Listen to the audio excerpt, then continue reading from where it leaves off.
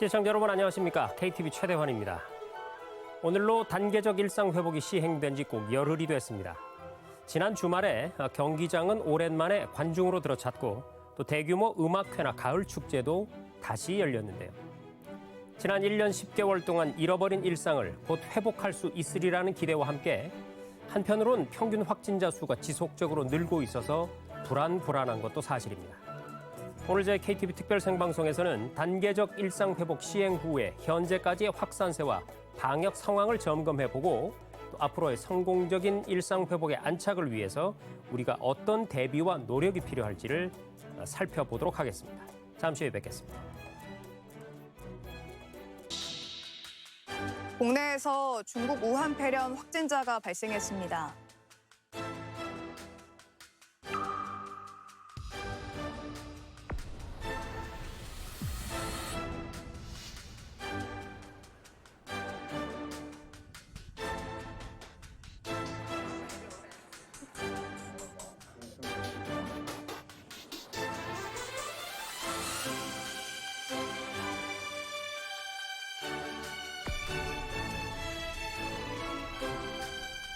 이제는 조심스럽게 일상을 회복하기 위한 노력을 시작할 시점입니다.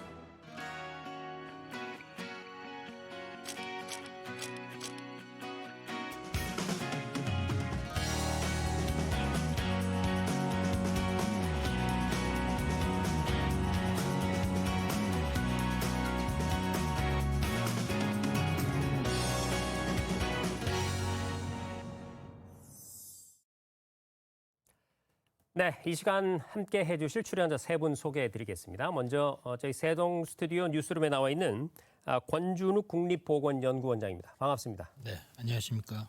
네, 그리고 대외경제정책연구원의 김흥종 원장 나오셨습니다. 안녕하십니까? 자, 그리고 나머지 한 분은 서울 스튜디오에 나와 계신데요. 화상으로 연결해 보겠습니다. 자, 최진봉 성공회대 교수 나왔습니다. 안녕하세요. 네, 안녕하십니까? 네.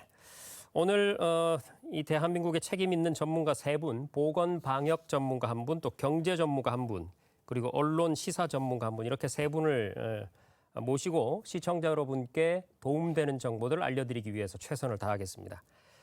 자, 코로나19 단계적 일상 회복 1단계가 시작된 지 오늘로 꼭 열흘째가 됐는데요. 우선 이 단계적 일상 회복의 첫 단계를 맞이한 소회부터 들어보도록 하겠습니다. 먼저 권 원장님. 네, 코로나19가 국내 유입이 발견된 지 1년 10개월이 경과가 되었습니다. 그동안 국내 확진자는 38만 5천 명을 넘어섰고 사망자도 3천 명이 넘어선 상황입니다.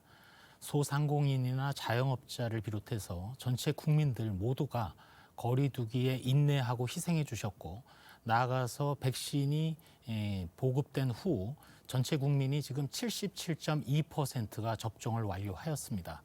거리두기 수단 중에 가장 강력한 수단인 백신 접종이 어느 정도 궤도에 오른 만큼 단계적 일상 회복이 출발된 점에 대해서는 매우 감사하게 생각합니다.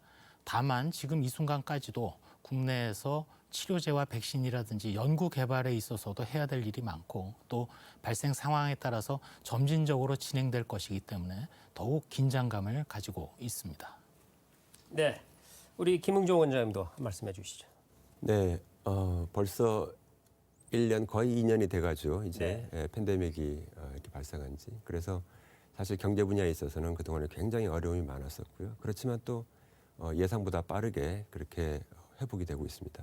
그래서 일단은 저희가 이제 그 대면 접촉을 못 하다 보니까 제가 일단 느끼는 소외는 사람은 뭐 무엇으로 사는가. 결국은 뭐냐면 사람과 같이 만나고 소통하고 하는 이러한 것이 굉장히 소중한 부분인데 우리가 그런 부분을 그동안에 중요하다고 생각을 못하고 있었는데 이번에 팬데믹으로 인해서 그런 부분이 억제가 되다 보니까 굉장히 여러 가지 면에서 참 어려움이 많았습니다.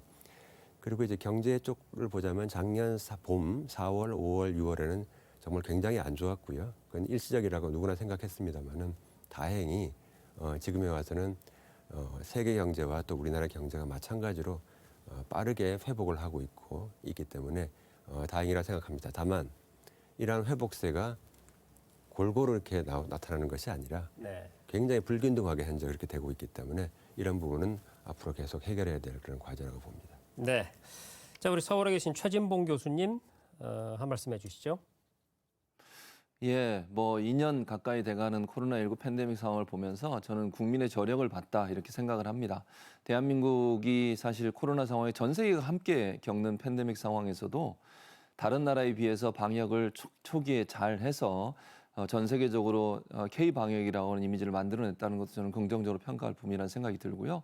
뿐만 아니라 방역 이후에 저희가 사실 백신 공급이 좀 늦어지긴 했지만 그럼에도 불구하고 엄청나게 빠른 속도로 백신이 다 접종이 돼서 전 국민 70% 이상의 집단 면역이라고 하는 목표를 달성하는데도 다른 어느 나라보다 빠르게 이루어졌다는 점, 국민의 저력이 아니었나 저는 그렇게 생각을 합니다. 사실 대한민국이라는 나라가 전 세계에 이렇게 다양한 부분으로 인정받을 부분이 있겠지만 이번에 코로나19 팬데믹 상황을 통해서 또 한 번 대한민국 국민의 저력을 보여줬다는 점, 그리고 우리 의료진들의 헌신, 이런 부분들이 결국은 하나 되는 대한민국을 만드는, 물론 뭐 아직까지 어려움도 있고 의료진의 희생이 많이 있습니다만 그런 부분들이 결국은 우리가 2년 동안을 겪으면서 함께하면 충분히 이겨낼 수 있다는 가능성을 봤다는 점에서 저는 긍정적인 평가를 드리고 싶다 이렇게 말씀드리고 싶습니다.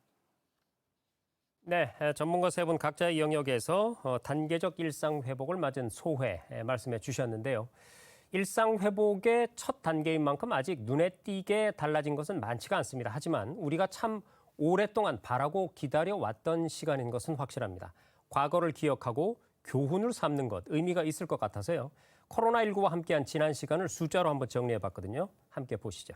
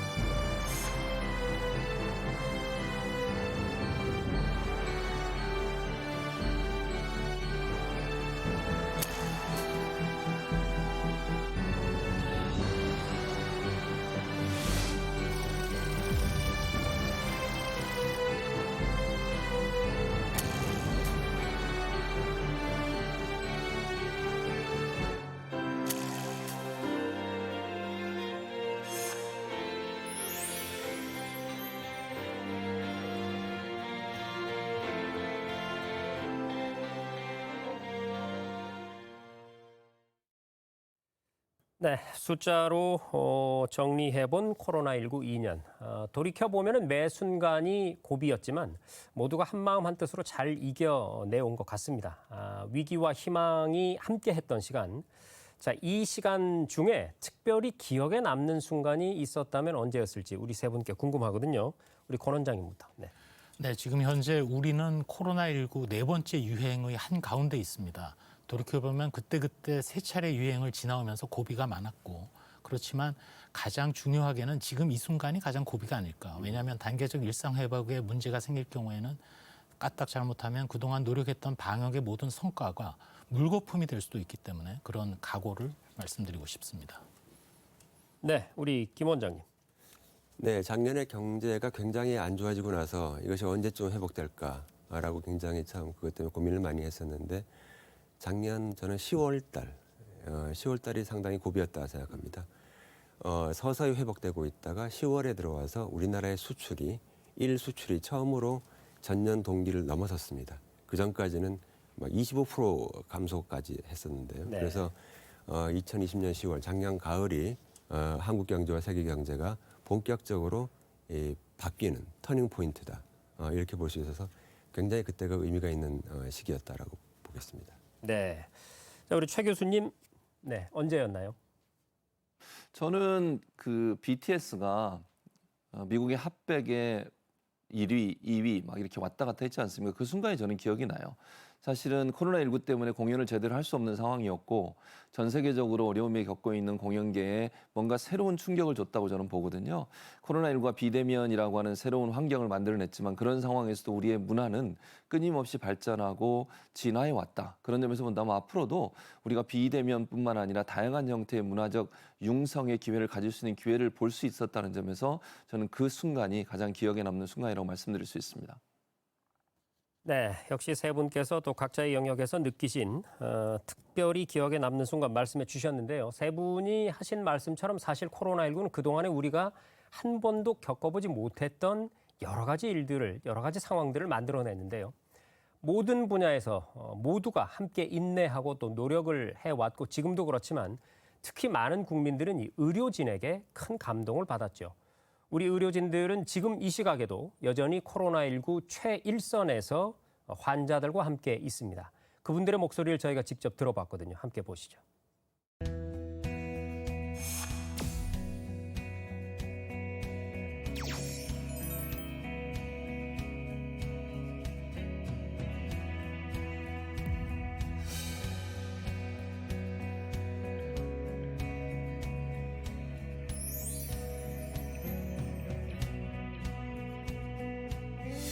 방호복 레벨 D를 입은 상태에서 환자를 이제 4층까지 계단을 오르내리면서 안내를 해드렸어야 됐었는데 이제 맨몸으로 하는 것보다 이제 N95 마스크도 쓰고 방호복도 입다 보니까 한 계단 한 계단 오를 때마다 숨도 너무 차고 열도 방출이 안 돼가지고 항상 이제 탈의할 때 옷이 흠뻑 젖어 있었던 기억이 있었습니다.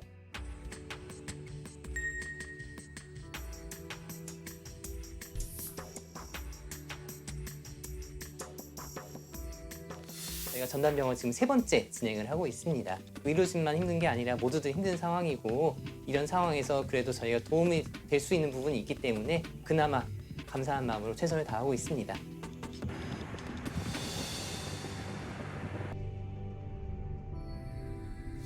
확진자분들을 이송하거나 아니면 코로나19 의심 증상자분들이나 백신 부작용 환자분들을 이송하는 역할을 하고 있습니다. 24시간 기준으로 했을 때는 한 10번 내외로 하는 것 같습니다.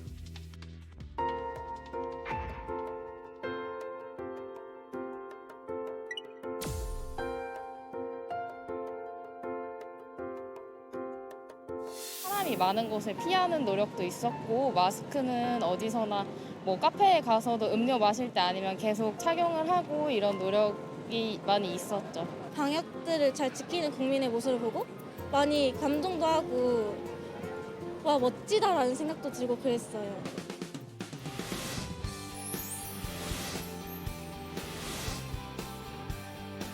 많은 의료진분들이 완벽한 일상 회복을 위해서 많이 노력하신 걸로 알고 있는데 앞으로 완벽한 일상 회복을 위해서 조금만 더 힘내주셨으면 좋겠고 최대한 건강하신 모습으로 퇴원을 하기 위해 저희도 최선을 다할 테니까 너무 겁먹지 마시고 걱정하지 마시고 믿고 맡겨주셨으면 좋겠습니다. 국군대전병원이 전담병원으로서 저희 국민들을 위해서 최선을 다하겠습니다. 그래서 너무 걱정하지 마시고 잘 다 같이 힘써서 이겨냈으면 좋겠습니다. 네. 코로나19 의료 또 방역 현장 최일선에서 지금도 애쓰고 계신 모든 분들께 다시 한번 감사와 함께 위로의 말씀을 드립니다. 우리 권 원장님께서는 의료 방역 최일선의 전문가분들 많이 만나 보셨을 텐데요. 현장에서 그분들은 어떤 애로점을 좀 느끼고 계시던가요? 네, 방금 화면에서도 나왔습니다만 사실상 의료 체계, 그중에서도 중환자실에 근무하는 의료진이 사실상 코로나 방역의 최후 보루입니다. 네. 거기가 이제 의료 체계의 여력을 좌우하는 곳인데 백신이 접종되기 전에 이미 개인 보호구에 의지해서 중환자 진료가 이루어졌기 때문에 아무래도 이런 의료 여건에 대한 개선 지원이 반드시 필요할 것 같고, 두 번째로는 모든 방역 대책이 사실상 맨 앞 선두에 일선에 있는 보건소, 보건요원, 방역요원들의 손끝에서 시작됩니다. 네. 이분들이 역학조사, 검체 채취, 생활치료센터에 대한 관리, 자가격리 관리, 심지어는 백신 접종에 대한 관리까지. 향후에 포스트 코로나를 생각해서라도 또 그 이후에 다른 신종 감염병을 생각해서라도 보건소를 비롯한 지역 보건 체계의 인력 또 자원의 확충이 필요할 것 같습니다. 마지막으로는 여러 전문가, 거기에는 여론과 언론도 포함이 되는데 그때그때 방역 대책에 대해서 문제점을 지적하고 미래를 예측하고 또 연구 개발에 노력하시고, 연구 개발과 관련해서는 예를 들어 국산 백신의 지금 임상 시험에 자원하시는 분들도 있습니다. 혈장 치료제를 위해서 혈액을 제공하셨던 분들도 있고, 이러한 부분들이 다 기여를 하셨다고 기억이 됩니다. 네. 현장에 답이 있다. 그런 만큼 정책적 지원도 현장에 집중돼야 한다. 이렇게 정리해 볼 수가 있겠네요. 자, 그런가 하면 이제 기업 활동이라든지 금융, 고용, 노동 분야를 아우르는 우리 경제, 민생 현장에서는 또 어떤 목소리들이 나왔나요? 네, 전반적으로 거시적으로 봤을 때 결국 팬데믹으로 인한 그런 여러 가지 부정적인 영향을 극복하는 데 있어서 우리나라가 뭐 압도적으로 다른 나라에 비해서 선방하고 잘했다라고 하는 것은 뭐 부정할 수 없는 그런 분명한 사실입니다. 그런데 이제 그 소상공인이나 자영업과 같이 그 대면 서비스 업종의 경우에서는 가장 큰 타격을 받았죠. 그래서 결국은 이 팬데믹에 의해서 굉장히 불균등하게 이러한 그 영향이 갔기 때문에 이 부분에 종사하고 계시는 분들에 대해서 대들이 굉장히 어려우셨고요. 뿐만 아니라 이게 정규직보다는 비정규직, 또 남성보다는 또 여성, 그래서 경력 있는 분보다는 경력이 없는 분에 차별적으로 영향을 미치다 보니까 이분들이 직장을 잃거나 하는 일이 줄어들거나 하는 이러한 타격을 많이 받았습니다. 그래서 전반적으로 말해서 앞으로 우리가 해결해야 될 과제라 하는 것은 이렇게 불균등한 영향을 주었던 바로 이러한 팬데믹의 영향을 어떻게 최소화하고 다시 균형으로 다시 복귀할 수 있는가 하는 이런 문제라고 하겠습니다. 네. 그러니까 똑같은 감염병의 유행 상황이라도 그 타격의 충격파, 그 정도는 계층마다 다르다. 엄청 달랐죠. 그런 부분들을 우리가 챙겨야 된다라는 말씀이시고요. 자, 우리 최진봉 교수님께서는 직접 대학에 몸담고 계시다 보니까 사실 교수님들께서 이 비대면 수업 그동안에 뭐 해본 적이 없는 분들도 많으셨기 때문에 굉장히 고생들을 많이 하신 걸로 아는데요. 사회 문화 부문에서 교육을 비롯해서 여러 가지가 달라지고 있다는 걸 체감하셨을 것 같은데 어떠셨습니까? 예, 맞습니다. 지금 말씀하신 것처럼 대학이 사실은 최근에 들어서 단계적 일상회복 들어서면서 학생들이 학교에 조금씩 오면서 다시 캠퍼스가 활기를 되찾고 있는데, 그전까지만 해도 거의 사람이 없을 정도로 근무하는 직원과 교수분들만 나오시다 보니까 삭막한 그런 모습이었는데 다시 예전의 대학 모습을 볼 수 있어 참 기쁘다는 생각이 드는데요. 코로나가 시작이 되면서 대학들이 전부 다 비대면 수업을 하다 보니까 교수님들도 그렇고 또 학생들도 그렇고 사실은 적응하기가 좀 힘든 부분이 분명히 있었습니다. 또 직접 만나서 교육할 때와 또 비대면으로 할 때는 교육의 질이 약간의 차이가 있을 수밖에 없거든요.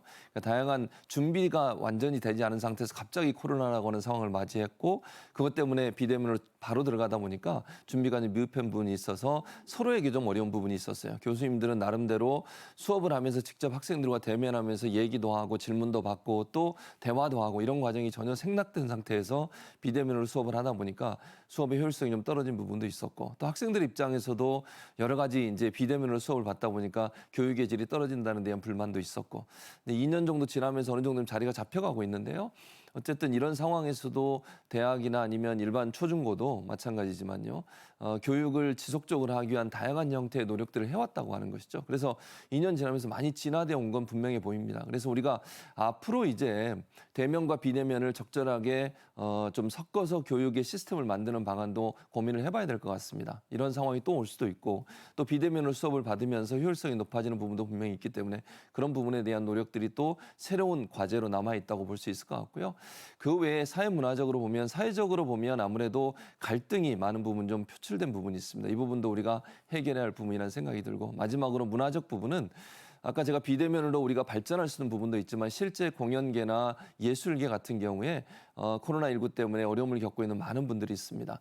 소상공인에 대한 지원도 필요하지만 이런 예술계에 있는 분들이 비대면 때문에 겪고 있는 여러 가지 어려움의 경제적 부분도 해결할 수 있는 방안들을 정부가 좀 고민을 했으면 좋겠다. 이런 부탁의 말씀을 드려봅니다. 네, 세 분 말씀 잘 들었고요. 단계적 일상 회복을 시작한 지 이제 열흘째입니다. 여러분께서도 그동안에 그리웠던 분들과의 재회를 조심스럽게 시작하고 계실 텐데요.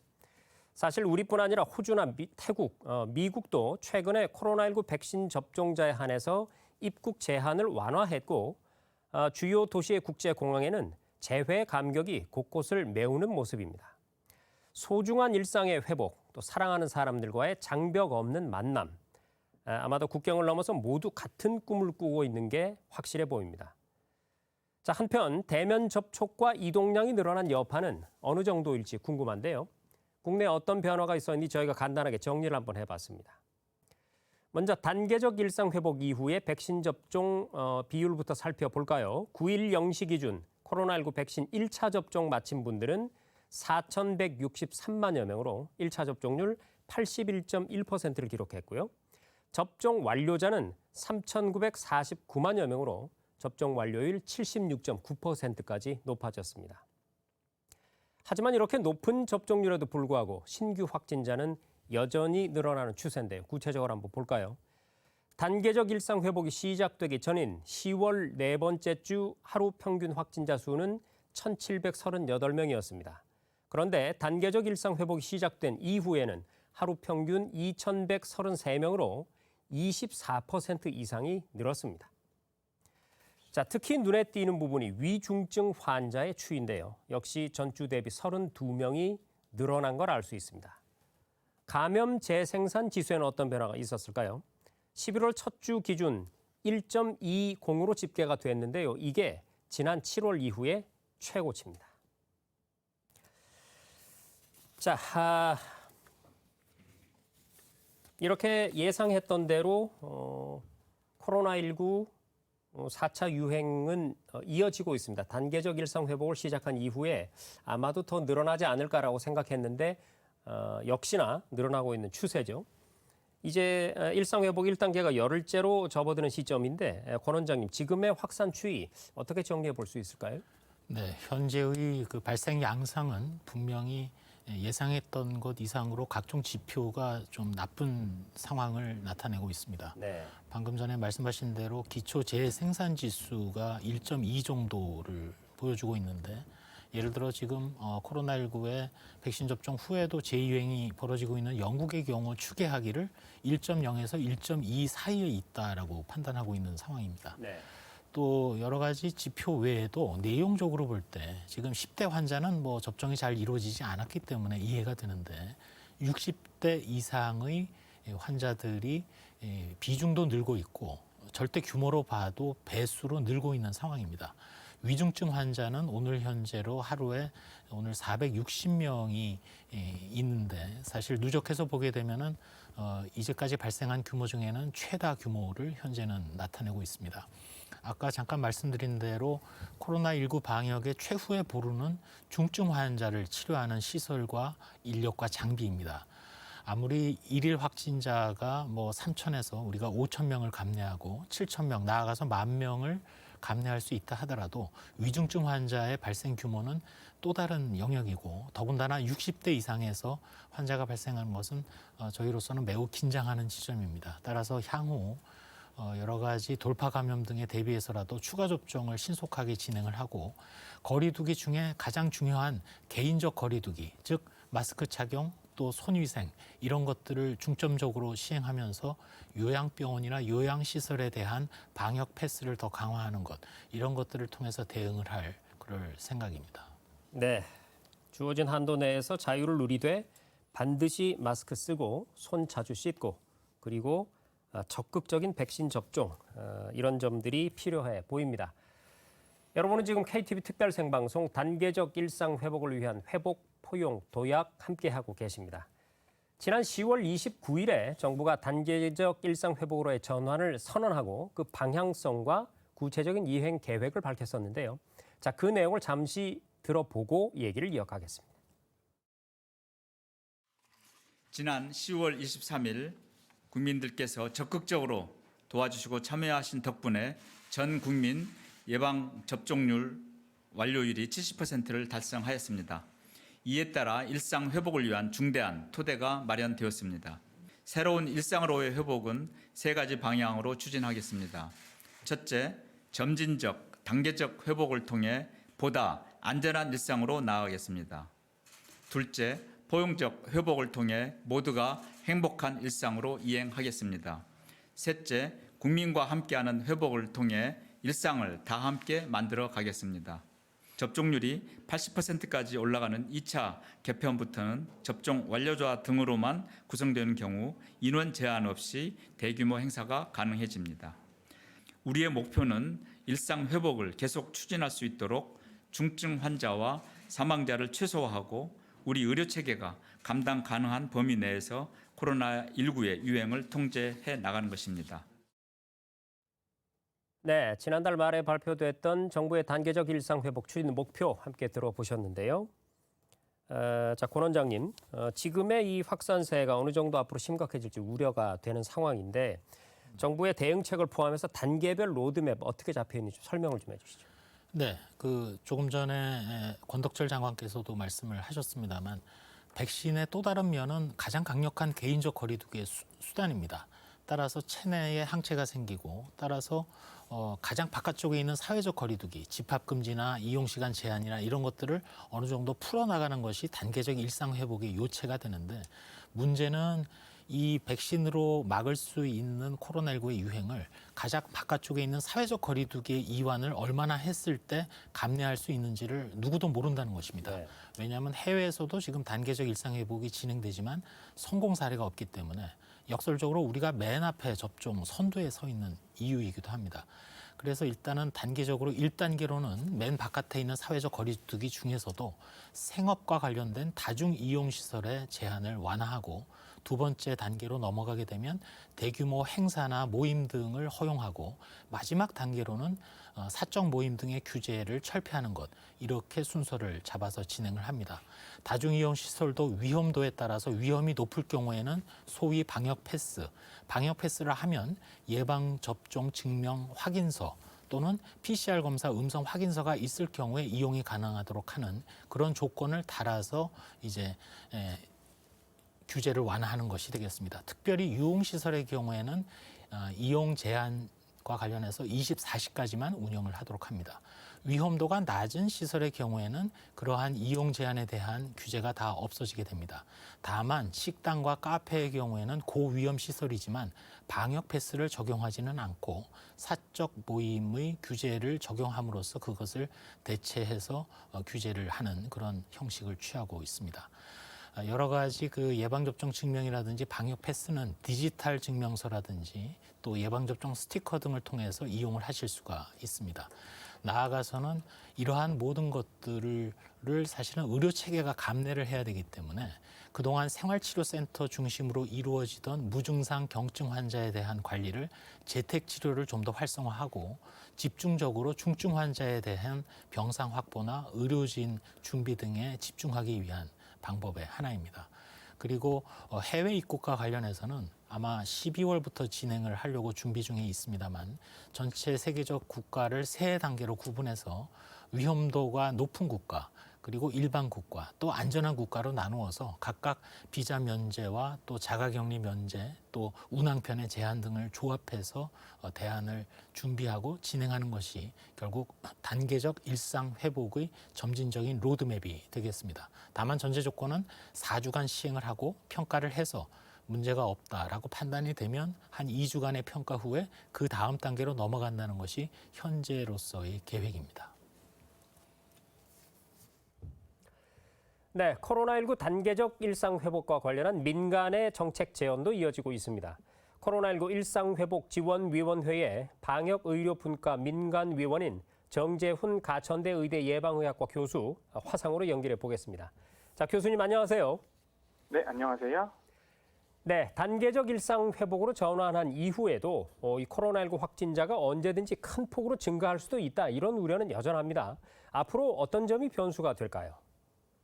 네, 대부분의 전문가의 의견도 앞으로 확진자가 큰 폭으로 증가할 수 있다라는 쪽으로 나오고 있습니다. 단계적 일상회복이 진행된 외국 사례들을 보더라도 외국에서도 단계적 일상회복 후에 확진자가 큰 폭으로 증가하는 경향들을 보였거든요. 그리고 미국이나 유럽 같은 단계적 일상회복이 진행된 나라들은 이때까지 방역상의 엄청난 피해를 감수하면서 감염으로 면역을 획득한 사람들의 비율이 매우 높아져 있습니다. 반면에 우리나라는 감염을 통해서 면역을 획득한 사람들의 비율이 높게 봐도 2%가 되지 않기 때문에 앞으로 치러야 될 피해가 더 크다고 볼 수 있거든요. 그래서 방역을 완화하게 되면 확진자가 급증할 가능성이 있고요. 그런 확진자 급증에 대비하기 위해서라도 조금 더 점진적이고 단계적인 일상회복을 시도해야 된다. 네, 그 정도 의견입니다. 네, 교수님이 단계적 일상회복이 시행이 되면서 확진자의 기본 치료 방침이 재택치료로 전환이 됐거든요. 이게 첫 시도인 만큼 앞으로 지속적인 보완이 좀 필요할 것 같은데요. 재택치료 시스템을 성공적으로 안착시키려면 어떤 부분들에 좀 역점을 두어야 될까요? 네, 재택치료도 그렇고 중환자 병상도 그렇고 지금의 단계적 일상회복의 계획에서는 전체적인 로드맵만 나와 있는 것이고요. 앞으로 계획을 진행을 하면서 구체적인 보완이 필요한 상황입니다. 특히 재택치료라고 하는 것도 한 번에 모두 재택치료로 전환하는 것이 아니고요.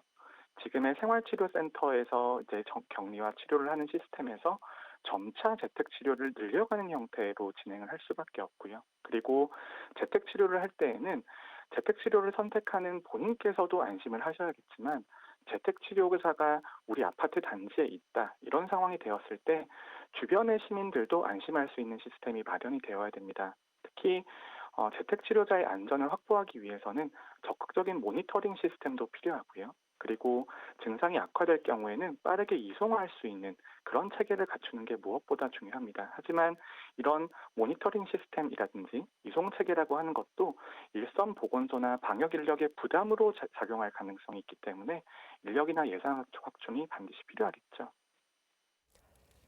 네, 오랜만에 찾아온 일상회복이 당연히 그지없이 반갑지만 주변에서 말씀들을 들어보면 마치 살얼음판을 걷는 것 같다. 이런 얘기들 많이 하고 있습니다. 산발적인 발생이라든지 또는 대규모 재유행을 예방하기 위해서 앞으로 어떤 과제가 있을지 마무리 말씀 부탁드립니다. 네, 대규모의 재유행이라는 것은 불가피하게 발생할 수밖에 없습니다. 특히 백신 접종을 통해서 유행을 완전히 해결하는 것이 불가능해졌고요. 그렇기 때문에 어느 정도 피해를 감수하면서 피해를 분산하는 전략을 시행을 해야 되는데요. 단계적 일상회복이 시민과 자영업자 입장에서는 긍정적인 소식일 수 있습니다만 방역의 입장에서는 좋지 않은 소식이라는 것을 꼭 알아주셨으면 좋겠고요. 단계적 일상회복의 개념이 사회경제적인 피해를 감소시키기 위해서 다시 한번 방역상의 피해를 감수할 수밖에 없는 그런 전략이라는 점을 국민들께서는 꼭 알고 계셔야 될 것 같습니다. 네, 잘 들었습니다. 지금까지 코로나19 일상회복지원위원회의 방역의료분과 민간위원인 정재훈 가천대 의대 교수였습니다. 교수님, 오늘 말씀 고맙습니다. 네, 감사합니다. 네, 지금 나온 얘기 중에 재택치료 시스템, 이 부분을 좀 더 알아봐야 될 것 같은데요. 권 원장님, 재택치료 시스템의 차이를 좀 설명을 해 주시고요. 이게 활성화가 되면 확진자의 어느 정도를 감당할 수가 있게 되는 걸까요? 네, 앞서 정 교수님도 잠깐 말씀을 하셨습니다만 재택 치료는 무증상 경증 환자를 기존의 생활치료센터라는 시설보다는 재택에서 치료하는 것을 원칙으로 진행하는 것입니다. 그만큼 여력을 중증 환자 관리에 집중하기 위한 방법이고 해외에서도 시행을 하고 있습니다. 다만 우리나라의 경우에는 재택 치료에 있어서 가장 중요한 것은 안전과 건강 모니터링이 되겠습니다. 따라서 예외로 70세 이상은 곤란하고 또 각종 증상이 있거나 또 다른 질환을 앓고 계시거나 의사소통이 잘 안 된다든지 또한 재택 치료를 하는 과정에 혈압도 재야 되고 또 산소 포화도 검사도 해야 되고 따라서 그러한 것들이 잘 이루어지기 힘든 의사소통에 장애가 있는 분들은 역시 제외가 됩니다. 그리고 70세는 안 되지만 60세가 넘었다 하더라도 60세 이상의 경우에는 예방접종을 완료한 분들을 재택치료의 대상으로 진행을 하려고 합니다. 하루에 최소한 2번 정도, 하루는 한 번은 의료진이 유선 등으로 모니터링을 하고 한 번은 앱에다가 본인의 혈압이라든지 여러 가지 지표를 기입을 해서 그걸 확인을 하고 그러한 모니터링 결과를 가지고 비상 상황 시에는 바로 의료기관으로 이송을 해서 관리를 하게 됩니다. 전체적으로 현재 수도권에서는 대략 25% 내외 정도의 무증상 경증 환자가 재택 치료를 통해서 치료를 받고 있고 저희도 전체적으로는 한 20에서 25% 정도의 무증상 경증 환자를 재택 치료를 통해서 관리하려고 하는 것이 현재의 목표입니다. 안전한 관리를 위해서 더 최선을 다하도록 하겠습니다. 우리보다 앞서서 단계적 일상 회복을 시행한 국가들은 방역 수칙을 급격하게 전면 해제하면서 크고 작은 혼란을 겪는 모습입니다. 지난 7월 19일에 방역 조치를 전면 해제했던 영국도 예외는 아닌데요. 현재 영국의 상황은 어떤지 영국 정부의 코로나19 자문위원인 유니버시티 칼리지 런던의 크리스티나 파겔 교수를 화상으로 연결해 보겠습니다. 네, 지난 7월에 방역 조치를 전면 해제한 이후에 영국이 지금 확진자가 어느 정도 늘어났는지 궁금하네요. 지금 영국은 어떤 상황인가요? So on the 19th of July, basically we got rid of all remaining restrictions. And since then, we haven't had massive spikes, but we've stayed at high levels every single day. We've not had below 20,000 cases since the middle of June. And that means we've had over 3.5 million confirmed cases since the 19th of July. We've had over 75,000 hospital admissions and unfortunately over 10,000 deaths. So we've got a situation where there's just a really high consistent level of COVID. And since September, we've had an out of control epidemic in school children. So in the middle of October, over 10% of school children were infected at a single point in time. 네, 교수님께서는 지난 7월 당시에도 이 전문가들과 함께 영국 정부의 방역 조치의 완화를 다시 생각해 줄 것을 촉구하셨었는데요. 어떤 부분을 우려하셨던 겁니까? Yeah, I think our concern is that we shouldn't be content to live with a high burden of COVID, even if because of high vaccination levels, we're not in a situation that we were in during the worst of the winter waves. We still have many people going to hospital, we still have too many deaths, and we still have an unknown long-term burden of long COVID. And so we were thinking we should get cases down, particularly in the summer, while we try and get as many people vaccinated as possible. And I think that's still our view, particularly now that we have vaccinations for teenagers and potentially soon for 5 to 11-year-olds. 네, 최근에 영국 의회에서 이 코로나19 사태 초기에 검사 추적 격리라는 한국식 시스템, 이른바 K-방역을 도입하지 않았기 때문에 대응에 실패했다. 이런 보고서가 나온 걸로 들었습니다. 교수님은 어떻게 보세요? I mean, I think they identified the problem with test, trace and isolate very well. So when COVID took off in March in the UK, we actually stopped testing. We stopped contact tracing and we didn't start again until 4 months later after the first wave had happened. And I think this was, a colossal mistake because we've ended up having to do lockdowns where you effectively isolate everybody in your population instead of targeted isolation, which is what contact tracing allows. And had we managed to get in place a system like South Korea did, we could have avoided many of the restrictions that we ended up having, but also, unfortunately, many of the cases and the deaths. 네, 한국보다 먼저 경험해본 나라로서 앞으로 한국이 일상 회복으로 가는 데 있어서 특히 어떤 점들에 유의해야 한다고 보시는지요? That it's harder than it looks. So basically, all countries and currently many other European countries are trying to return to normal. Everyone that's got rid of other restrictions like face mask wearing or contact tracing or vaccine passports have seen cases rise steeply in the last few weeks. I think you're going to need about a 90% population level of vaccination before you can rely on no other restrictions and go back to normal. And few countries are there. So I think we have to keep going with a kind of high vaccination plus some additional measures. And then the trick is how to keep those measures as minimal as possible. And I think for many countries, ventilation, particularly richer countries, if you can invest in really good ventilation, then that's a way of reducing transmission without restricting anybody. 네, 교수님의 오늘 조언이 한국의 일상 회복에 많은 도움이 될 것 같습니다. 지금까지 영국 정부의 코로나19 자문위원인 크리스티나 파겔 교수와 얘기 나눴습니다. 교수님, 오늘 말씀 고맙습니다. Thank you. 네, 파겔 교수님 감사드리고요. 최 교수님께 여쭙겠습니다. 방금 영국의 파겔 교수의 얘기도 우리가 들어봤습니다만 물론 아직 싸움이 끝난 게 아니죠. 하지만 우리 정부가 이 초기 단계부터 시행했던 검사 추적 격리, 이른바 이 K-방역의 모델이 이번 대유행에서 이 초기부터 주요했다. 이렇게 판단할 수 있을 것 같은데 어떠십니까? 예, 맞는 말씀입니다. 우리가 사실은 말씀하신 검사, 추적, 격리라고 하는 세 단계를 통해서 빠르게 코로나19의 확산을 막았다는 점은 전 세계적으로 가장 모범이 되는 사례라고 볼 수 있겠죠. 특히요, 검사할 수 있는 진단 키트를 전 세계 최초로 우리가 상용화를 했습니다. 이건 정말 대단한 성과라고 저는 생각을 해요. 우리 질병관리, 그 당시엔 법무였고 지금 질병관리청인데 검사 진단 학회도 마찬가지고요. 의료진들이 적극적으로 나서서 진단 키트를 빠른 시간 안에 개발해내서 문제가 있는지 없는지를 빨리 검사해서 문제가 있을 경우에 추적하고, 추적이라고 하는 게 이제 동선을 파악하는 거 아니겠습니까? 초창기에 사실 뭐 국민들은 이 부분에도 어느 정도 동의를 해줬다고 저는 봐요. 그 부분이 사실은 우리가 빠른 시간 안에 동선을 파악해서 접촉한 분들 찾아내고 그분들 다시 검사해서 문제가 있으면 격리시키고, 그래서 확산을 엄청나게 막았지 않습니까? 전 세계적으로 확산이 통제가 안 된 상황에서 우리나라 같은 경우에는 확산을 적극적으로 막고 격리를 시켜서 최소화하는, 즉 코로나19 확산되는 걸 최소화하는 가장 중요한 모델이 됐었고, 그것이 전 세계적으로 K-방역의 우수성을 보여주는 중요한 계기가 됐다고 저는 생각을 합니다.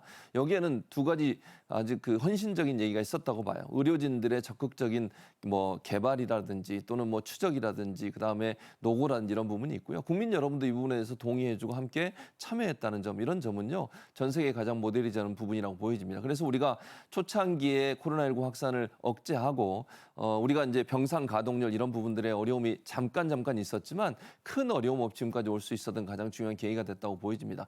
전 세계적으로 코로나19 때문에 사망한 숫자나 확진자 숫자로 보면 우리나라가 전 세계적으로 가장 적은 숫자였고요. 그것이 전 세계가 K-방역이라고 하는 아주 그 수준 높은 수준의 방역 체계에 대해서 인정하는 계기가 됐고, 또 하나 드라이브 스루라고 하는 것도 우리가 최초로 시행했지 않았습니까? 다른 데서는 시행할 생각도 없었는데 의료진들이 고민하다가 드라이브 스루라고 하는 새로운 개발 단계를 만들어냈고, 그것이 결국은 짧은 시간 안에 감염 확산을 막으면서도 많은 사람을 진단할 수 있는 그런 시스템을 만들어 줌으로써 확산을 억제하는 데 중요한 계기가 됐다고 저는 봅니다.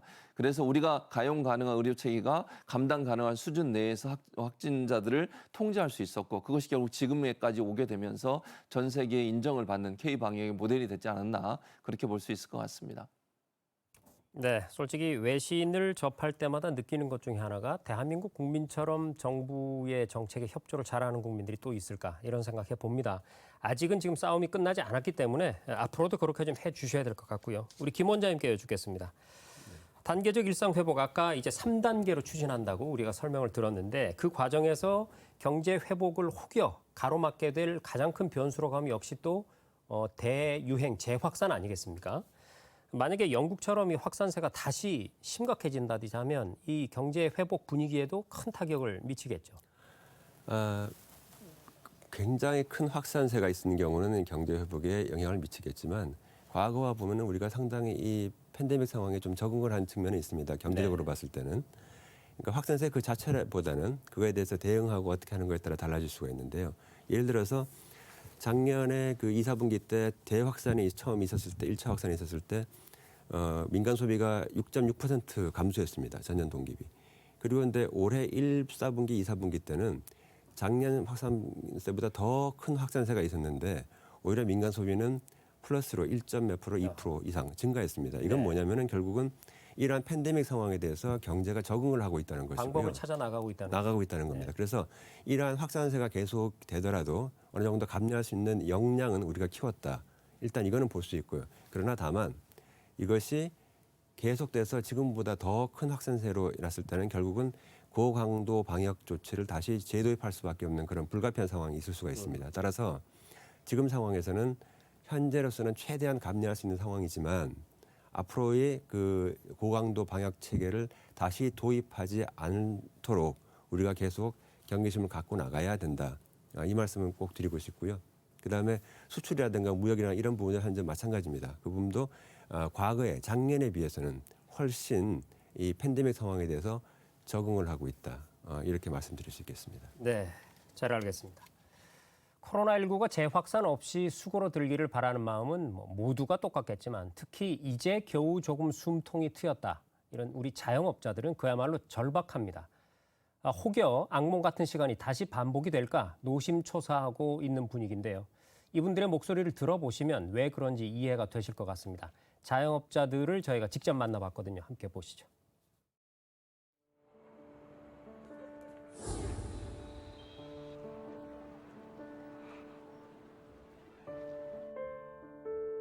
길거리에 돌아다니 보시면 아시겠지만 임대가 너무 많이 붙어 있잖아요. 자영업자들이 너무 힘들어요. 그런 상황이고. 코로나19 상황이 장기간 이어지면서 관광 산업이 고사 직전의 큰 위기를 겪고 있습니다. 해외여행을 가시는 분이 제로였어요. 1년 반 동안. 아무도 안 계셨어요. 여행 목적으로 가시는 분들. 전역한 지 얼마 안 됐는데 뭐 생활이 군대랑 좀 비슷한 것 같아요. 뭐 10시 이후에 아무것도 못하고 전역을 했는데 전역하지 않은 느낌. 하루가 뭔가 짧아진다는 느낌? 그냥 어디 여행 한번 가고 싶어요. 시원하게 한번. 사람 많은 데도 가보고 싶고.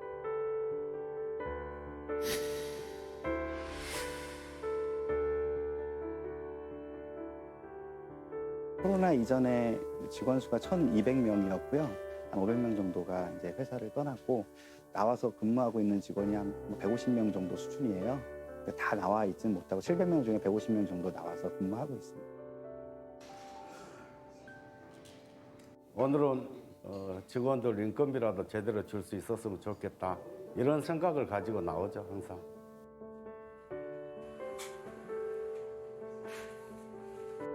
재택근무를 많이 하시다 보니까는 점심에 드시러 온 손님들이 줄어들 수밖에 없고 더군다나 또 유동인구도 줄어들고 뭐 엎친 데 덮친 격으로 정말 힘든 상황이었습니다.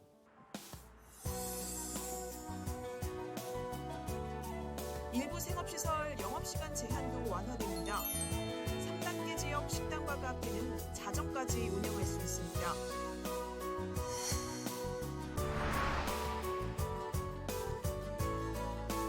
우리가 이제 코로나 같이 어느 정도 지내야 된다고 생각하거든요. 그래서 만나지 못했던 사람들도 만나고 다양한 모임에 갈 수 있을 것 같아서 저는 기대가 됩니다. 네, 제가 이렇게 짧게 목소리를 들어봐도 정말 지난 1년 10개월 동안 얼마나 힘들었을까 하는 느낌이 옵니다. 자, 경제 분야 우리 김 원장님께 여쭤보도록 하겠습니다. 이 코로나 확산으로 민생 여건이 악화되니까 정부도 이제 피해 업종이라든지 중소기업 소상공인들, 자영업자들에게 피해 극복 지원을 위해서 적극적인 긴급 지원 대책을 시행하고 있지 않습니까? 기대 효과 어떻게 보세요? 일단 효과가 있습니다.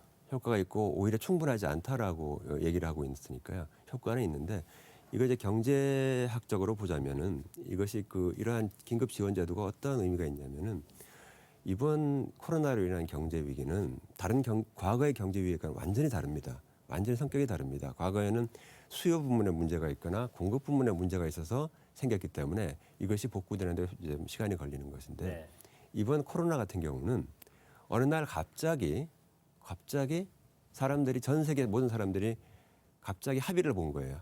자, 우리 지금부터 밖에 나가지 말고 여행도 가지 말고 식당도 가지 말고 카페도 가지 말자. 예, 이렇게 갑자기 합의한 거 똑같은 겁니다. 경제학적으로 봤을 때는요. 팬데믹이 눈에 보이지 않고요. 바이러스는.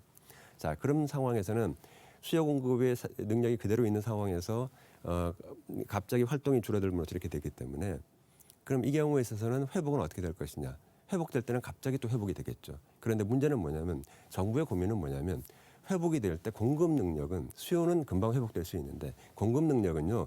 유지를 시켜줘야지 그다음에 회복될 때 대응을 할 수가 있습니다. 그래서 소상공인이라든가 기업에 대한 지원이라는 건 바로 이 공급 능력을 유지시키기 위한 지원이었습니다. 그러기 위한 직접적인 지원이 있었고요.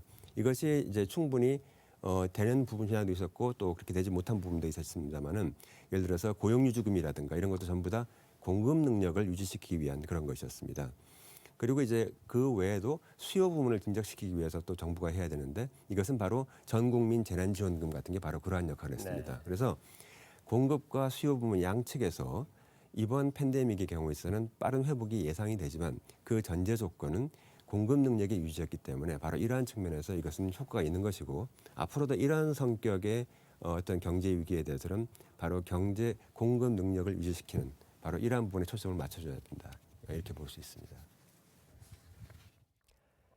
네, 저희가 뉴스로도 여러 차례 전해드렸듯이 지난달 27일부터 소상공인과 소기업들을 대상으로 코로나19 손실 보상이 시작됐습니다.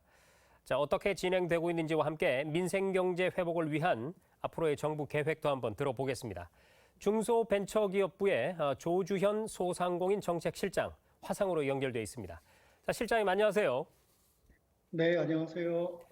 자, 우선 이 그동안의 코로나19 대응을 위해서 어떤 노력들을 강구해 오셨는지 간략하게 한번 짚어주시죠. 네, 코로나19가 확산되면서 소상공인을 비롯한 영세 자영업자 많은 분들이 큰 어려움을 겪으셨습니다. 이런 소상공인의 위기 극복을 위해 정부는 지난해부터 재난지원금, 정책자금 융자, 또 폐업, 재기지원, 그리고 임차료 부담 완화, 공공요금 감면 등 55조 원 규모의 다각적인 지원 시책을 시행하여 왔습니다. 첫 번째로 재난지원금은 4차례에 걸쳐서 지원을 했습니다. 작년 9월에 새희망자금을 시작으로 버팀목 플러스 희망회복자금 등 총 16.2조 원을 지원하였습니다. 그리고 매번 지원하는 회차 때마다 지원하는 기준도 폭넓게 개선하고 지원 금액도 상향하는 등 계속적으로 보완하여 왔습니다. 정책금융 측면에서는 코로나19 발발 직후 1차, 2차에 걸친 소상공인 금융 지원 프로그램을 통해 26.4조 원의 융자를 진행하였습니다. 또한 신용도가 낮은 중저신용자와 집합금지 업종에 대한 6.5조 원 규모의 융자 프로그램을 추가로 실시하고 있습니다. 이에 더해서 소상공인을 대상으로 한 시중은행과 정책자금에 대하여 만기 연장과 상환, 유예 조치도 시행 중에 있습니다. 네, 앞서도 말씀드렸듯이 지난달부터 이제 소상공인들에게 코로나19 손실 보상이 시작이 됐습니다. 지원 규모도 궁금하고요. 기대 효과는 어떻게 예상하고 계신가요? 이번에 시행되는 손실보상 규모는 약 집합금지와 영업시간 제한을 받은 80만 개 사업체를 대상으로 한 것인데요. 추정되는 예산 규모는 2.4조 원으로 추산하고 있습니다. 이 2.4조 원의 예산은 당초에 반영했던 1조 원보다 1.4조 원이 증액된 규모입니다. 이것은 금년도 7월 이후에 방역 조치가 예상보다 상당히 강화되었습니다. 수도권은 4단계, 비수도권은 3단계에 달하는 그런 강화된 방역 조치가 시행되어 있는데요. 이러한 상황을 반영해서 예산도 2배 이상으로 크게 확대한 것입니다. 이 80만 개 사업체 중 약 77%에 해당하는 62만 개사는 신속 보상이라고 하여서 신청을 하면 온라인으로 신청을 하면 하루나 이틀 사이에 빠르게 보상금을 받으실 수 있는 그런 방식으로 현재 진행을 하고 있습니다. 이런 손실보상 제도의 효과를 좀 말씀드리도록 하겠습니다. 손실보상제도의 효과는 맞춤형 보상금 지급을 통해 소상공인의 경영 회복을 지원하고 또한 앞으로 있을 감염병이 또한 있게 되면 그때도 작동 가능한 소상공인을 위한 재난 안전망이 구축되어야 한다는 점에서 의미가 있다고 하겠습니다. 또한 그동안의 재난지원금은 추가 경정 예산이 편성되면은 그때 지원해드리고 하였었는데 이제는 상시적으로 집합금지나 영업시간 제한 조치를 받은 소상공인들께서는 손실보상을 받을 수 있겠구나라고 기대할 수 있는 그런 예측 가능한 지원 제도가 마련되었다는 점에서 의미가 있다고 하겠습니다. 네, 우리가 기다리던 이 단계적 일상 회복이 시작됐지만 이게 연착륙해서 안착하기 위해서는 앞으로도 민생경제 회복을 위한 지속적인 고민과 노력이 필요해 보입니다. 자, 앞으로 정부의 노력 그리고 지원 계획 마무리 말씀으로 부탁드립니다. 네, 말씀하신 대로 11월 1일부터 단계적 일상 회복을 위한 거리두기 개편이 시행되었습니다. 이에 따라 소상공인의 경영 여건도 정상화 과정으로 복귀할 것으로 예상을 하고 있습니다. 하지만 그동안 누적된 어려움이 너무 커서 경영 정상화가 녹록치 않은 소상공인도 적지 않을 것이라는 그러한 우려가 있습니다. 중기부를 비롯하여 정부는 소상공인의 경영 일상으로의 복귀와 정상화를 위해서 재기 지원, 소비 진작, 디지털 전환 등 다양한 정책을 준비하고 관련 부처가 힘을 모아서 추진할 예정입니다. 먼저 폐업하신 소상공인을 대상으로는 폐업 지원금을 지급하는 것과 함께 경영 위기 시부터 폐업의 과정, 또한 재취업, 재창업 등 폐업 이후까지 전 주기에 걸쳐서 단계별로 지원하는 사업을 확대해 나갈 예정입니다. 또한 침체된 경기의 회복을 위해서 여행, 스포츠, 문화활동 등 다양한 분야에 걸쳐 소비 쿠폰 등을 통해 소비 활동의 정상화도 추진할 예정입니다. 또한 코로나 이후에도 비대면 사회로의 전환이 계속될 것으로 전망을 합니다.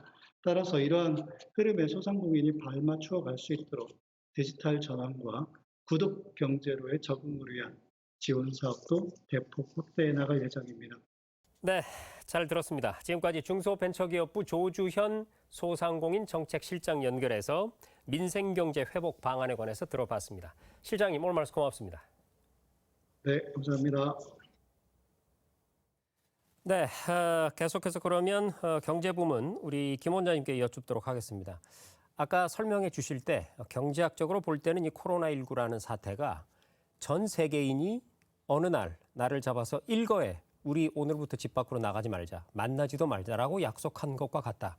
굉장히 쉽게 잘 설명을 해주셨는데 그렇다 보니 경제 활동을 영위할 수가 없겠죠. 네. 그런데다가 이 경제 활동의 최일선에 있는 기업들의 어려움은 얼마나 컸을까 싶습니다. 요즘 조금 상황이 나아지고 있다는 얘기는 들려옵니다만 지금 수출입이라든지 이런 대외 경제 여건이 어느 정도인가요? 어떻게 봐야 될까요?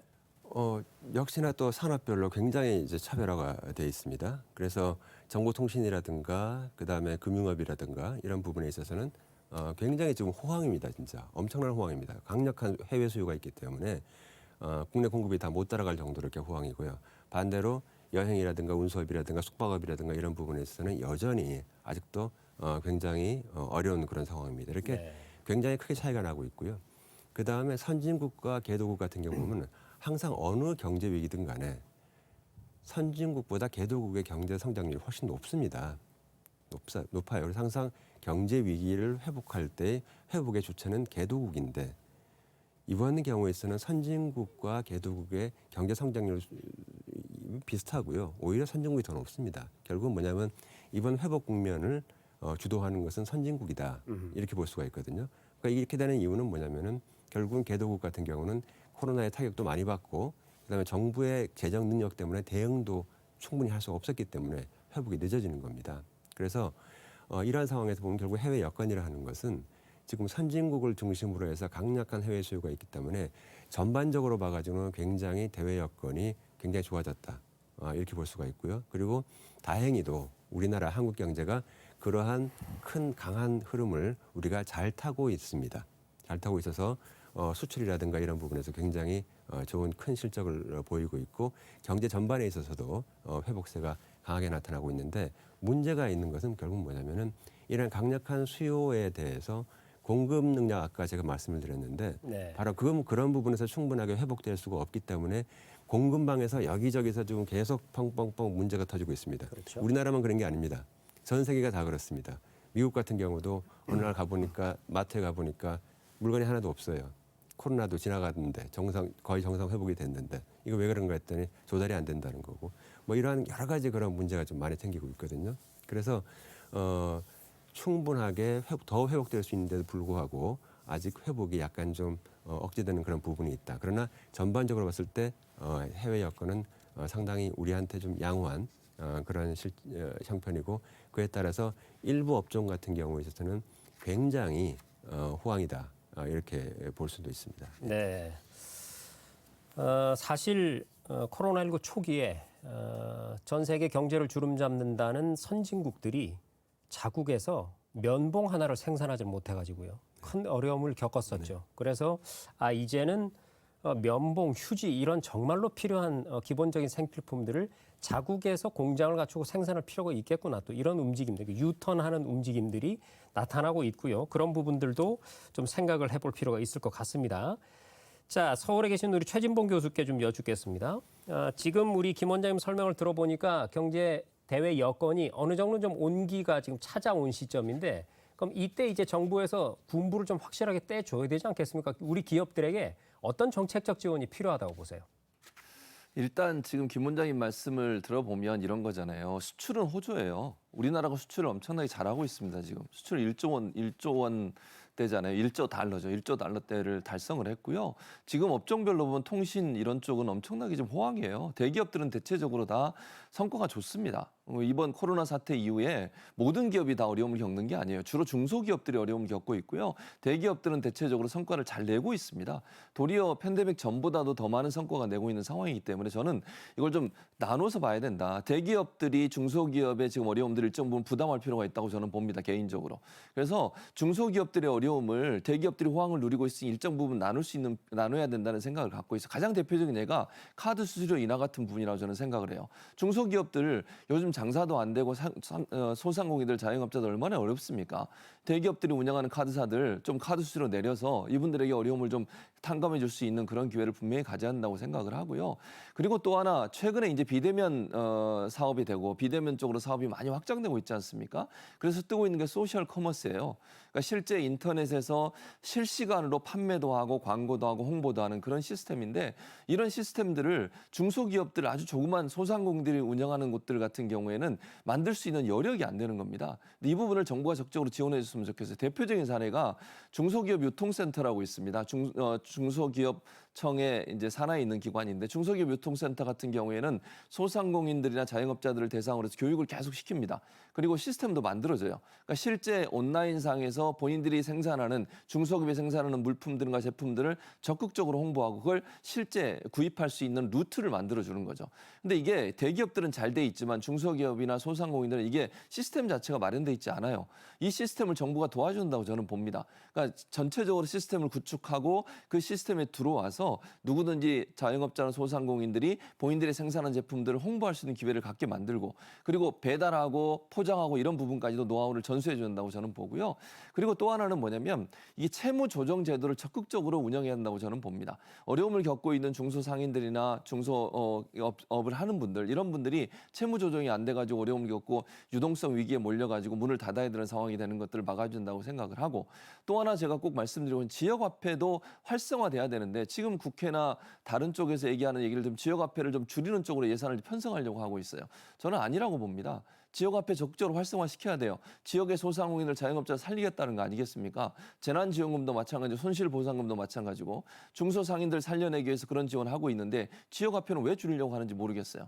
지역화폐 좀 더 활성화시켜서 지역에서 쓰고 또 지역에서 쓰면 할인도 받고 또 세금 혜택도 받고 이럴 수 있는 시스템을 만들어준다고 하면 중소상인들이나 자영업자들에게도 도움이 될 거라고 저는 보기 때문에 이런 부분들에 대해서 적극적으로 노력하고 또 하나 아까 말씀드린 것처럼 판로 개척뿐만 아니라 마케팅 전반에 대한 컨설팅을 해주는 시스템도 만들었으면 좋겠습니다.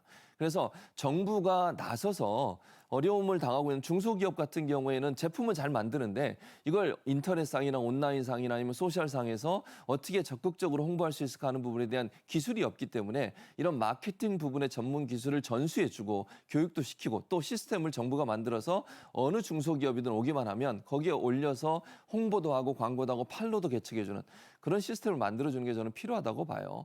대기업은 사실 지금은 별 문제 없습니다. 제가 볼 땐 중소기업이나 자영업자들, 소상공인들이 살아날 수 있도록 하기 위해서는 정부가 좀 더 공적인 영역에서 그분들이 소셜 커머스나 다른 영역에 활동할 수 있도록 하는 시스템 만들고 마케팅, 컨설팅도 해주고 그리고 아까 말씀드린 것처럼 지역화폐라든지 아니면 채무조정 제도를 통해서 경제적 어려움도 해결해주는 이런 다양한 부분에 있어서 중소상인들이나 중소기업들을 도울 수 있는 방안들을 적극적으로 시행하는 게 필요하다 그렇게 생각을 합니다. 네, 말씀 잘 들었고요. 특히 비대면 마케팅을 어떻게 하면 되나 이런 부분들을 좀 컨설팅을 많이 지원해 주었으면 좋겠네요. 자, 코로나19 충격에서 회복하기 위해서 소상공인과 기업들은 열심히 노력을 하고 있고 또 정부 지원책도 속속 진행이 되고 있고요. 점차 소비도 늘어나고 있는 양상입니다.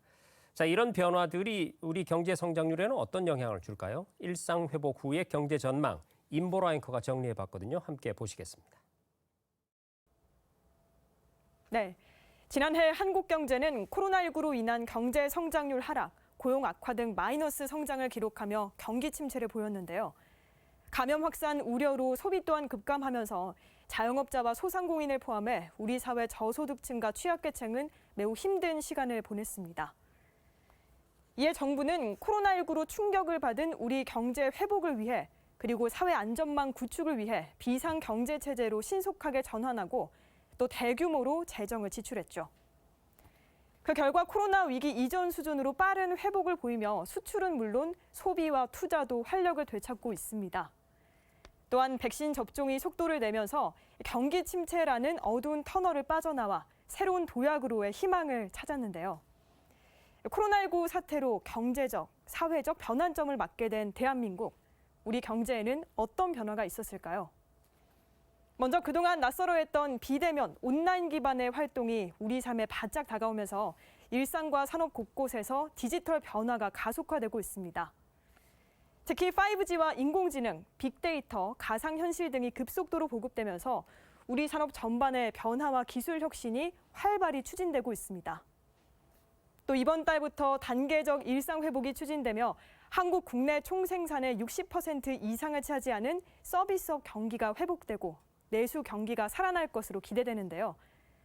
올해 한국의 경제 성장률을 4%로 전망한 한국은행뿐만 아니라 국제통화기금 IMF도 4.3%로 높게 예측하면서 국내외 많은 금융기관들이 긍정적인 경제 성장 전망을 보이고 있습니다. 위기를 기회로 만드는 것, 눈앞에 직면한 새로운 도전을 또 다른 기회로 만드는 것. 코로나 이후 맞이한 새로운 시대, 우리의 새로운 기술 환경이 경제 성장의 원동력이 될 수 있길 기대하면서 지금까지 코로나19 이후 한국 경제와 전망을 정리해봤습니다. 네, 임보라 앵커 수고했고요. 위기는 늘 기회와 함께 다가온다. 한번 우리가 되새겨 봐야 될 말인 것 같습니다. 우리가 잘 아는 새로운 산업들이 있을 텐데요. 주춤했던 경제 성장률을 견인하는 새로운 무기가 될 수 있기를 기대해 봅니다. 자, 우리 김 원장님께 여쭙겠습니다. 그런데 말이죠, 이 코로나19 대유행이라는 것이 전 세계적으로 동시에 일어난 것이고, 그리고 경제 성장률이 좋아지기 위해서는 따라서 우리나라만 잘한다고 되는 게 아니고요. 앞으로의 국내외 경제 상황이 매우 중요할 텐데, 일상 회복 이후에 이 국내외 경제 상황 어떻게 예측을 하세요? 일단 우리나라 한국 경제는 올해 1, 4분기 때 이미 평년 수준을 회복을 했습니다. 그리고 올해 성장률 예측이 이제 4%. 저는 이제 연초부터 계속 4% 될 거라고 이렇게 계속 주장을 했습니다. 이제 그렇게 했는데 4%라고 하는 그 의미가 뭐냐면 우리나라의 현재 잠재 성장률이 한 2%대입니다. 잠재 성장률은 2%인데 잠재 성장률을 넘어서서 지금 성장하고 있다는 것이고 이거는 뭐냐면 아직도 회복 국면이다 하는 것을 알 수가 있고요. 내년도 성장률 전망이 한국 경제가 한 3%대 초반, 3%대인데 이것도 역시 무슨 얘기냐면 잠재 성장률보다 높다는 얘기고요. 이 얘기는 결국 회복 국면이라는 얘기입니다. 네. 그래서 한국 경제를 비롯해서 지금 현재 과거에 그 2019년도 수준을 팬데믹 이전을 회복한 나라들이 몇 나라들이 있습니다. 미국이라든가 호주라든가 일단 북유럽 국가들인데요. 이런 국가들 같은 경우는 내년도가 되면 완전히 팬데믹이 없었어도 성장했을 그 궤적에 완전히 올라가게 됩니다. 네, 올라가게 되고요. 그 다음에 이제 제가 앞서 그 선진국 같은 경우에 경제 회복이 빠르다고 했지만 유럽 국가들 가장 대표적인 게 영국입니다. 영국을 비롯해서 대부분의 유럽 국가들은 작년에 굉장히 큰 경제적 타격을 받았고 올해도 회복이 충분하지 않기 때문에 일본도 마찬가지입니다. 그래서 올해 말까지의 성장 가지고 해서 팬데믹 이전으로 회복을 못하고 있습니다. 그래서 그 나라들은 내년 그리고 또 내후년까지 가서 이제 회복이 될 그런 국면에 있고요. 그 다음에 앞서 말씀드린 대로 개발도상국 같은 경우는 지금 한 2025년은 돼야지 완전히 그 원래대로 회복이 될 것으로 현재 이렇게 예상이 되고 있을 정도로 굉장히 낮게 지금 그렇게 보고 있기 때문에 결국 우리나라가 갖고 있는 여러 가지 대외 환경 여건이라는 것이 앞서 말씀드린 대로 전반적으로는 좋지만 굉장히 차별적이고 분자로 돼 있기 때문에 그에 따라서 굉장히 아주 그 자세하고 세밀하게 그런 전략을 세워가지고 경제 회복 국면을 주도를 해나가야 됩니다. 국내 경제도 마찬가지고요. 해외 경제도 마찬가지입니다. 지역별로, 산업별로, 그리고 국가별로 굉장히 다르기 때문에 이런 부분에 대해서 굉장히 세밀하게 그렇게 해나가고 전반적으로 봐서는 약간 좀 낙관적입니다. 저는. 네. 분야별로 뭔가 좀 맞춤형 전략들이 필요해 보이네요. 자, 경제 부문 얘기 지금까지 쭉 해봤는데 그러면 이제 종합적으로 마지막 질문 드리겠습니다. 앞으로 우리 경제 회복시키기 위한 남은 과제들 어떤 것들이 있다고 보세요? 일단 그 현재 가장 문제가 되는 것이 우리가 팬데믹 때문에 잠깐 잊어버리실 수도 있는데 미중 간의 그 어떤 전략 경쟁 갈등 때문에 굉장히 좀 여러 가지 어려운 상황이 우리나라뿐만 아니라 전 세계가 많이 지금 현재 발생하고 있고요. 이러한 미중 전략 경쟁에 따른 어떤 여러 가지 공급망 문제가 현재 있고요. 이것과 함께 팬데믹으로 인한 공급망 문제, 앞서 제가 잠깐 말씀드린 그 문제가 있습니다. 그래서 요새 그 요소수 문제가 있습니다만은 여러 가지 이러한 문제가 전 세계적으로 현재 발생하고 있고 유럽은 지금 브렉시트의 효과 때문에 더합니다. 이러한 공급망 문제가. 그래서 결국은 지금 앞으로 향후 1, 2년간 해야 될 일은 결국 전 세계적인 어떤 공급망 문제에 대해서 이걸 안정화시키기 위해서 정부는 굉장히 관심을 가져야 되고 노력을 해야 된다는 그것이고요.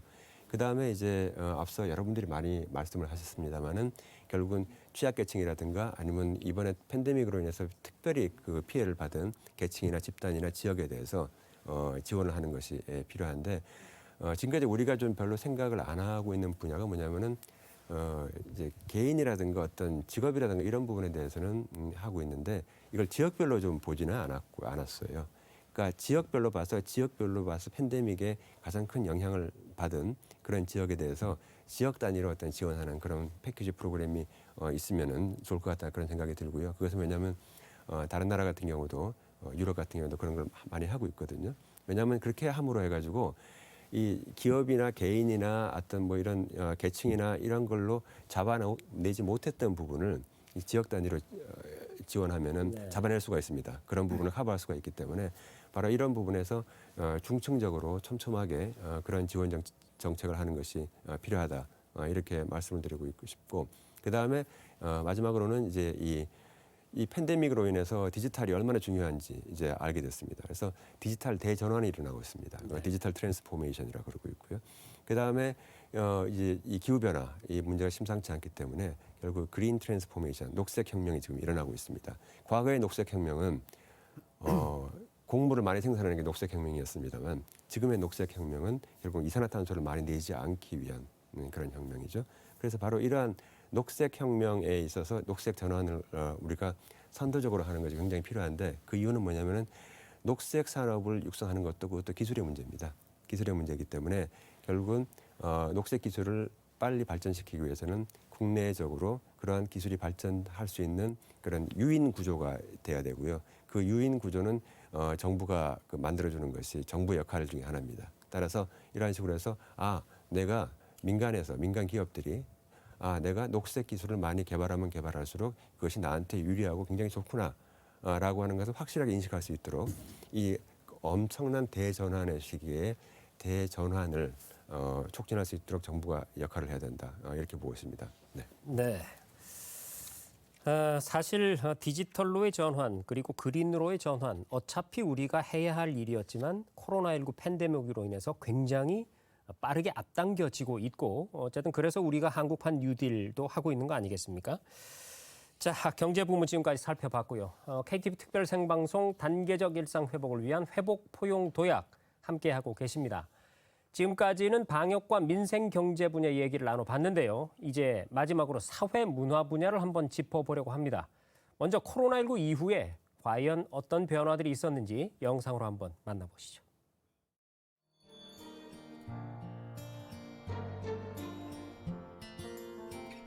그냥 좋은 사람 여럿이 같이 하지 못하고 맨날 갇혀 있어야 되는 거? 숙소랑 비행기 예약을 다 했는데 취소한 적이 있었거든요. 연습할 때 마스크를 쓰고 해가지고 너무 숨이 막혔었거든요.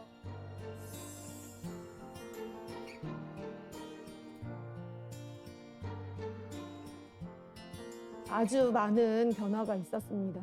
등교하면서는 바로 체온을 체크해야 합니다. 어떤 활동을 할 때마다 손을 씻거나 손 소독을 하고 아이들하고 어울려서 놀기보다는 사회적 거리두기를 강조하다 보니까 아이들이 개별 활동, 비접촉 놀이 등을 많이 하게 됩니다.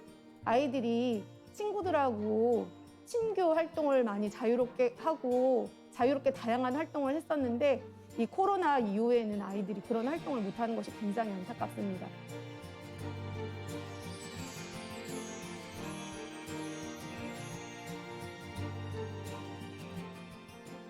개강을 하고 수업을 듣고 나니까 확실히 더 몸소 와닿았던 것 같아요. 교수님은 우선 면대면으로 뵙지 못하고 작품도 뭐 줌으로 보거나 뭐 PPT 파일로 보내드리거나 이러는 경우가 많아서 답답했어요.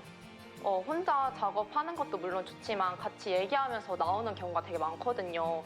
교수님과 얘기하면서 제 진로 방향도 선택하고 그러는데 그게 조금 많이 단절돼서 아쉬웠던 것 같아요.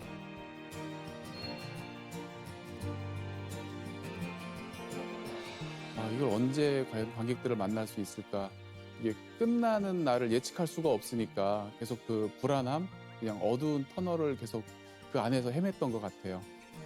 그러니까 연습도 들어가지 못하고 배우들 또 스태프들에게도 언제부터 우리 공연 다시 시작할 거야라는 이야기를 할 수가 없다 보니까 그냥 정말 무계획 속에 있었던 게 너무나 힘들었던 거죠.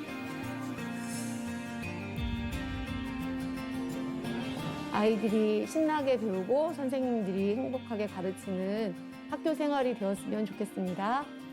그동안 공연에 대한 갈증이 많이 있으셨을 겁니다. 공연장으로 오십시오. 정말 안전합니다. 걸어가다가 한번 전시관 들리고 커피 마시다 전시관 들리고 이런 거 다시 하고 싶어요.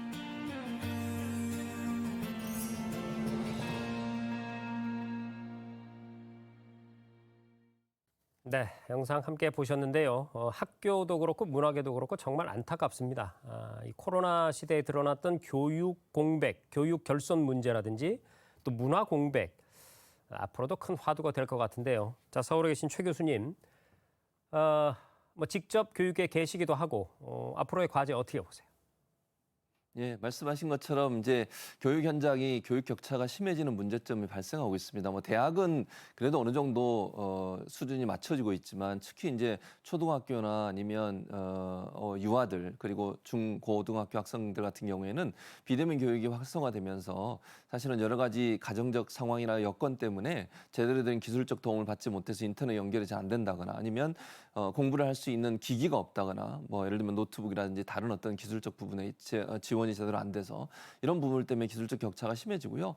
소위 인터넷 강의라고 하는 인강 같은 경우도 경제적 소득 수준에 따라 상당히 차이를 많이 느끼고 있는 부분입니다. 그래서 이 부분을 비대면 수업이 시작되면서 교육부가 적극적으로 EBS와 함께 상간에 있거나 오지에 있는 학생들까지도 다 최고 수준의 인터넷 강의를 볼 수 있도록 시설을 마련하고 또 노트북도 지원하고 이런 사업들을 했었는데 그럼에도 불구하고 장기화되면서 이런 격차들이 상존하고 있는 건 분명한 현실입니다. 그래서 차질 화제에 아마 정부가 이런 부분을 좀 더 적극적으로 개발하고 지원했으면 좋겠습니다. 취약계층에 대한 비대면 교육에 필요한 기기라든지 아니면 인터넷 연결이라든지 이런 부분들을 적극적으로 지원해서 어떤 교육에서의 차별이 절대로 일어나지 않도록 부모의 소득 수준 때문에 교육의 차별이 일어나는 것은 절대로 있을 수 없는 일입니다. 이 부분을 정부가 적극적으로 좀 노력을 했으면 좋겠다 이런 말씀을 드리고 싶고 또 EBS를 활용한 또는 인터넷 강의가 좀 무료로 제공될 수 있도록 하는 왜냐하면 EBS나 인터넷 강의 같은 경우는 유료로 또 제공하는 서비스들도 있거든요.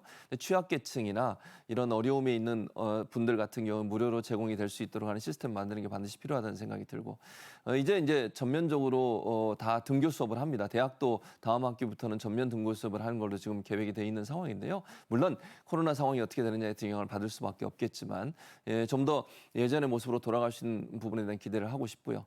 공연계는 사실 학교보다 더 어렵습니다. 사실은 아까 뭐 공연 소극장 대표도 와서 말씀을 하셨지만 공연장이 안전하다 많이 와달라 이런 요청도 하셨는데 적극적으로 우리가 정부가 이런 부분들도 조금 더 적극적으로 좀 지원을 강화했으면 좋겠습니다. 그리고 하나만 더 말씀드리면 비대면 상황에서 공연이 이루어질 수 있도록 하는 개발을 필요하다고 저는 VR이라고 하는 이런 가상세계라고 하죠. 가상세계 기술을 좀 공연업계에도 적용을 시켜서 정부의 지원을 통해서 이 비대면으로도 실제 공연장에 있는 것과 같은 동일한 느낌을 받을 수 있는 컨텐츠 개발에 적극적으로 나서줬으면 좋겠다. 이런 제안을 드리고 싶습니다. 네, 자, 권 원장님, 이 그동안에 단절됐던 것들을 회복시키고 다시 이어나가는 것, 그게 우리의 숙제이지만 이걸 너무 서두르다 보면 또 코로나가 재확산될 그런 우려도 있지 않습니까? 특히 교육 문화 분야는요, 사람이 많이 모여야 된다는 그런 특징도 있는 것이고요. 정책적으로 앞으로 어떤 대응 방안이 필요할까요? 네, 지금 말씀하신 대로 사실 우리나라의 코로나19 방역 대응을 돌이켜보면 사실상 점진적으로 일상 회복을 해온 거나 마찬가지입니다. 왜냐하면 우리나라는 소위 얘기하는 럭다운, 즉 봉쇄 조치를 한 번도 한 적은 없습니다. 거리 두기도 단계별로 조금씩 기준을 완화시켜 왔고 아마도 그 이유 때문에 그동안 세 차례의 유행을 겪지 않았나 생각이 되고 이번에 지금 4차 유행 중간에 있습니다마는 사실 지금 시점이 단계적 일상 회복을 하기에 그렇게 좋은 시점은 아닙니다. 왜냐하면 세 가지 이유가 있는데 첫 번째로는 동절기라는 점이 매우 어려운 환경입니다. 두 번째로는 지금 유행하고 있는 균주가 델타 변이기 때문에 훨씬 더 전염력 전파력이 높습니다. 세 번째로는 단계적 일상 회복을 방역 당국이 얘기를 꺼내는 것 자체가 들으시는 분들이 방역에 대한 또 거리 두기에 대한 긴장감이 이완될 수가 있습니다. 또 바깥으로 쳐다보면 아까 방송 중간에도 영국이 나왔습니다만 영국이나 유럽 각국이 단계적 일상 회복을 하다가 회군 또는 후퇴하고 있는 상황입니다. 오늘 아침 외신에도 덴마크가 다시 강력한 거리 두기로 돌아간다. 근데 영국이나 독일을 보면은 접종률이 70%가 채 안 됩니다. 네. 미국이 우리보다 훨씬 먼저 백신 접종을 했지만 60%가 채 안 됩니다.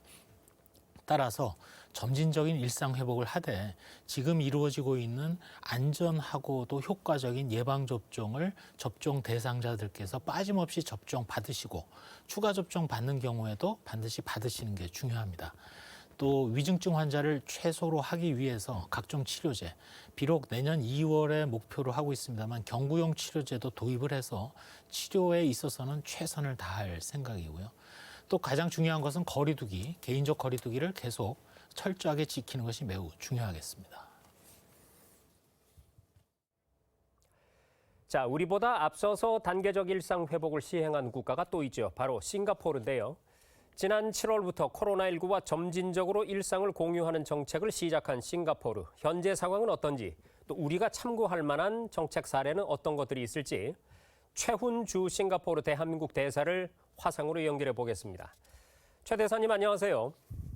예, 안녕하십니까. 최훈입니다. 네. 예, 반갑습니다. 싱가포르 정부가 지난 8월부터 이 단계적 일상 회복, 이른바 위드 코로나 정책을 펴고 있는 것으로 알고 있습니다.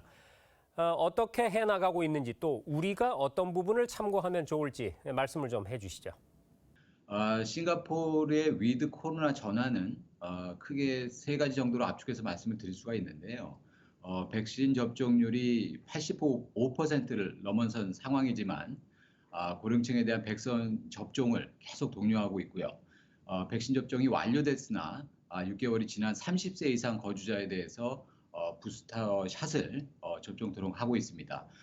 또한 그 확진자와 밀접 접촉자 가운데 무증상이나 경증 환자의 경우에는 종전과 달리 자택격리와 치료를 기본으로 하도록 그렇게 전환을 했고요. 신속 항원 검사, 즉 ART 키트라고 하는데 이 키트를 전 가정에 무료로 배부해서 자가 검사를 활성화하고 있고 시간이나 비용이 많이 드는 PCR 검사는 국경 통과할 때나 유증상 환자에게만 사용토록 그렇게 하고 있습니다. 한편 도시국가는 싱가포르 특성상 국경 통제를 지속할 수가 없기 때문에 각국의 백신 접종이나 방역 상황을 주기적으로 면밀히 점검해가지고 단계적으로 여행 안전 권역, 즉 그 BTL이라는 제도를 확대해 나가고 있습니다. 싱가포르는 아시다시피 사회적인 규율이 되게 엄격하고요. 위드 코로나 전환도 점진적으로 이루어지고 있습니다. 그런데 일일 확진자 수가 지난 10월 말 5,000명을 돌파하면서 의료 시스템의 과부하를 지금 우려하고 있고 사회적인 거리두기로 일시적으로 다시 강화하는 상황이 발생했습니다. 위드 코로나는 사실 그 모든 일상을 코로나19 이전으로 되돌리는 것은 아니라는 생각이 들고요. 백신 접종률을 지속적으로 높이면서 마스크 착용과 같이 이 사회적인 거리두기를 유지하는 가운데 코로나19 바이러스와 공존하는 어떤 새로운 삶의 방식을 점진적으로 찾아나가는 과정이다라는 점을 말씀드리고 싶습니다. 네, 저희가 외신을 통해서 듣기로는 이 싱가포르 정부가 이번 정책을 시행하면서 국민들과 다양한 방법으로 소통을 하고 또 적극적으로 홍보를 해온 걸로 알고 있습니다. 어떤 방식들이었는지요? 싱가포르 정부도 우리나라와 마찬가지로 코로나 사태 초기부터 관계부처 공동 TF를 구성을 해서 코로나19 상황하고 방역 조치 방안들에 대해서 정기적으로 대국민 브리핑을 수행을 했고요. 각종 언론 매체를 통해서 주요 정책 메시지들을 지속적으로 홍보해 왔습니다. 총리도 방역 상황에 어떤 고비가 있거나 또는 정책 전환이 필요한 경우에는 대국민 담화나 SNS를 통해서 지속적이고 끈질기게 소통을 한 특징이 있습니다. 내용면에서 특징적인 것을 보자면요. 위드 코로나의 전제가 되는 백신 접종률을 높이기 위한 대국민 설득이랄지 위드 코로나 이후에 싱가포르 사회가 단계적인 일상 회복 또는 거리두기, 국경 통제들이 어떻게 이루어질 것인가에 대한 비전 또는 위드 코로나라는 어떤 새로운 일상 속에서 코로나19 바이러스를 어떻게 바라봐야 되느냐 또 어떻게 인식해야 될 것인지 이 시민들에 대한 마음가짐이랄지 자발적으로 시민 참여에 대한 당부 이런 것들을 끊임없이 소통하고 홍보하고 또 이런 어떤 변곡점이 주어지는 그런 메시지를 할 때는 집중적으로 홍보했던 점이 인상적이었습니다. 네, 이제 며칠 뒤인 오는 15일부터 우리나라와 싱가포르 두 나라 간에 여행 안전 권역이 시행될 예정인데요.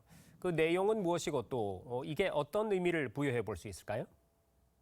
아시는 대로 양국 정부 간의 수개월에 걸친 노력 끝에 여행 안전 권역이 이제 15일부터 시행이 됩니다.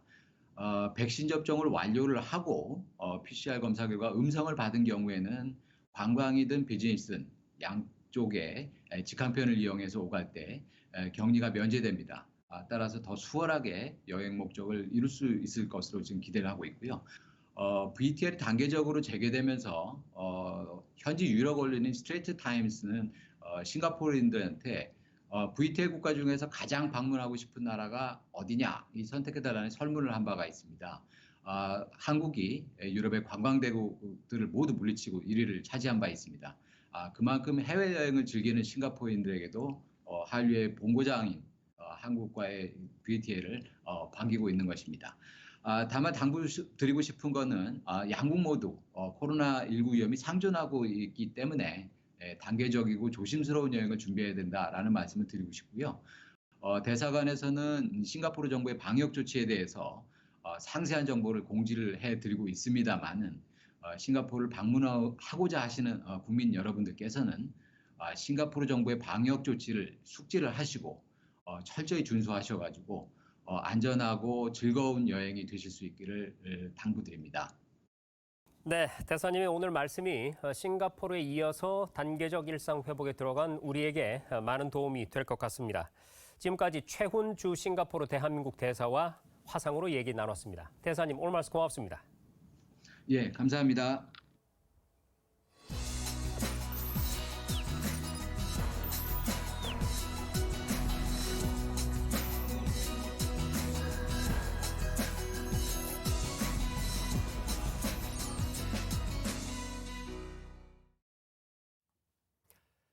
코로나19로 교육 현장과 학생들도 큰 혼란을 겪었습니다. 코로나19 이후의 청년층의 상황과 일상 회복을 위한 과제는 무엇일지 조금 더 자세히 들여다보겠습니다. 성균관대 최재붕 기계공학부 교수 화상으로 연결돼 있습니다. 교수님 안녕하세요. 네, 안녕하세요. 반갑습니다. 네, 교수님, 코로나19 바이러스가 그야말로 발을 뻗지 않은 곳이 없는 것 같습니다. 학교 현장도 예외가 아닌데요. 코로나19 이후의 대학가 분위기는 어땠는지, 그리고 교직원과 학생 모두 이 코로나19로 비대면 수업을 진행하면서 생전 처음 겪는 상황에 어떻게 대처를 하셨는지 궁금하네요. 네, 코로나가 처음 발병하고 나서 이제 학교도 그렇고 학생들도 그렇고 굉장히 당황했죠. 공포도 있었고 또 그것으로 감염으로 인해서 여러 가지 현상이 일어날까 봐 사실 초기에는 대응이 부족했던 점들이 굉장히 많이 있었습니다. 그런데 시간이 지나면서 시스템이 안정화됐고요. 그리고 동시에 특히 비대면 수업에 관한 다양한 이제 준비가 되면서 그래도 많은 점에서는 극복하고 있는 게 아닌가 이렇게 생각이 듭니다. 특히 이 비대면 수업이 처음에는 퀄리티가 떨어진다, 또 시스템이 부족해서 뭐 접속이 안 된다, 끊긴다 여러 가지 불만이 많은데 이제 시스템이 안정화되고 또 교육 콘텐츠를 만드는 교수님들도 적극 대응하기 시작하면서 지금은 비대면 교육으로도 충분히 어느 정도의 성과를 낼 수 있다. 이런 게 이제 인식이 상당히 자제한 것 같습니다. 네, 변화된 상황에 대응하느라 참 고생들을 많이 하셨는데 우리 교수님께서는 학생들을 가장 가까운 데서 봐 오셨겠지만 코로나 사태로 우리 학생들이 학업과 취업을 비롯해서 우울감, 그러니까 그 어느 때보다 사실 어려움이 크다는 얘기가 들려옵니다. 코로나 시대를 맞은 우리 청년층들이 갖고 있는 가장 큰 고민들 뭐라고 보세요? 코로나와 디지털 혁명, 이걸 해결하기 위해서 학생들을 취업시켜야 되는 기업들은 전부 긴축하고 있고 인원 뽑는 것도 제한하고 있고 뭔가 특별히 능력 있는 사람들만 자꾸 뽑으려고 하다 보니까 학교를 막 졸업한 친구들이 취업하는데 굉장히 어려움을 겪고 있습니다. 그리고 기업이 요구하는 수준을 학생들이 맞추기도 어렵고 그러다 보면 취업이 잘 안 되기도 하고 어떤 능력을 갖춘 사람들만 취업이 잘 되더라 하는 그런 시대를 갖게 되었고 더군다나 비대면 시대가 되면서 그거를 자연스럽게 만나서 얘기하고 정보도 듣고 좀 안정감을 느껴야 되는데 격리되어 있고 만날 수도 없고 하다 보니까 그런 문제가 상당히 쌓여서 지금의 청년층들의 거대한 사회적인 분노로 이어지고 있는 게 아닐까. 특히 대학생들은 그런 현상이 좀 많이 심해지고 있는 것 같습니다. 이걸 우리 사회가 전체적으로 잘 풀어나가야 될 숙제가 아닌가 생각합니다. 네, 우리는 이 코로나19라는 불청객을 원해서 맞은 게 아니고 불가항력적으로 맞아들였죠. 그래서 어쩔 수 없이 맞게 된 위기를 교육 대전환의 기회로 삼아야 한다, 이런 얘기도 나오고 있고요. 교수님께서 보시기에 이 학교 현장과 또 우리 청년층 모두 단계적으로 일상을 회복해 나가기 위해서는 어떤 과제가 필요하다고 보십니까? 사실 이번 디지털 시대를 경험하면서요, 비대면 교육이 나쁘다고만 볼 수 없는 게 지금 학생들이 이거 수업을 해보니까 이것도 괜찮네라고 느끼기 시작합니다. 이 디지털 시대에는 스스로 뭐 유튜브를 활용한다든가 다양한 디지털 컨텐츠를 활용한다든가 커뮤니티를 활용한다든가 해서 스스로 역량을 키우는 이런 러닝, 자발적 자기주도 학습이 중요해진 시대가 되었다는 걸 의미하고 코로나가 강제로긴 하지만 그게 필요하구나 하는 걸 깨닫게 해주는 그런 이점도 있었다는 겁니다. 코로나 이후의 일상은, 뉴노멀은 진정한 디지털 문명시대가 될 거라고 예상하고 있거든요. 그래서 거기에 필요한 역량을 학교든 학생이든 조금씩 이 기회, 위기를 기회로 삼아서 잘 체크해 간다면 조금 더 나은 미래를 준비하는 데 도움이 될 거라고 생각합니다. 네, 대학 교육 현장에서 직접 경험하신 생생한 얘기 잘 들었습니다. 지금까지 최재붕 성균관대 기계공학부 교수였습니다. 교수님, 오늘 말씀 고맙습니다. 네, 감사합니다. 세계적으로 보면 2억 5천만 명이 감염이 돼서 500만 명이 목숨을 잃은 이 끔찍한 경험을 통해서 그렇게 비싼 등록금을 내고 새로운 배움의 길을 우리가 가고 있는 건데 기껏 옛날로 돌아가는 거 그건 전 너무 억울합니다. 현명한 우리 국민들이 왜 이래야 되는가를 충분히 이해하시고 정부가 말씀해 드리는 그런 단계에 따라서 행동해 주시면 훨씬 빨리 일상으로 되돌아갈 수 있지 않을까 그런 생각 듭니다. with 코로나라는 표현이 코로나 바이러스랑 같이 살면서 아프고 죽는 사람은 대충 죽고 뭐 각자 알아서 하자 이런 뜻이 절대로 아니고요.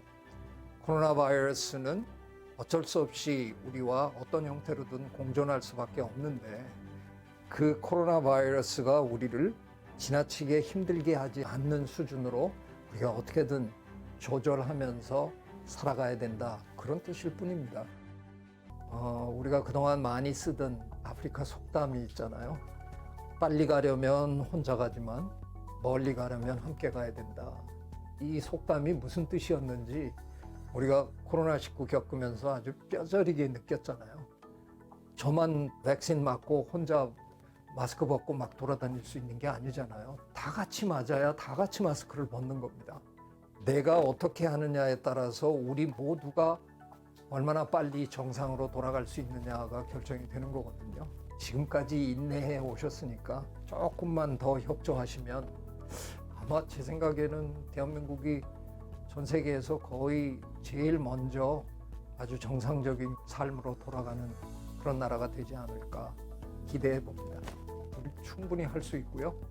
우리가 하면 아마 세계가 또 우리를 보면서 따라올 겁니다.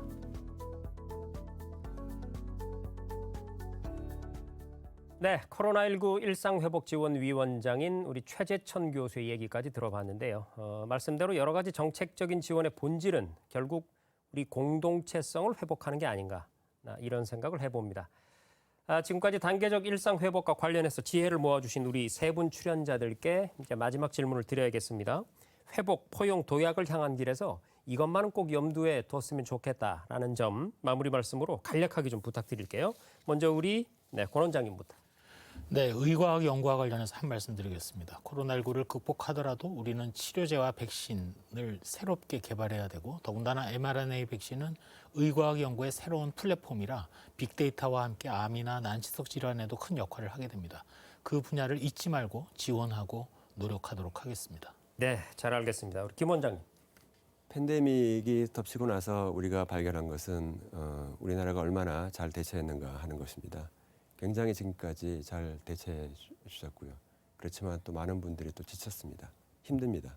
예, 그리고 따뜻한 손을 잡아줘야 될 그런 손이 아주 그리운 그런 시점입니다. 우리가 조금 더 힘을 내서 이 난관을 극복하면은 우리가 또 다시 또 더 좋은 그런 시기가 있을 걸로 그렇게 믿습니다. 네, 포용과 배려의 필요성을 말씀해 주셨고요.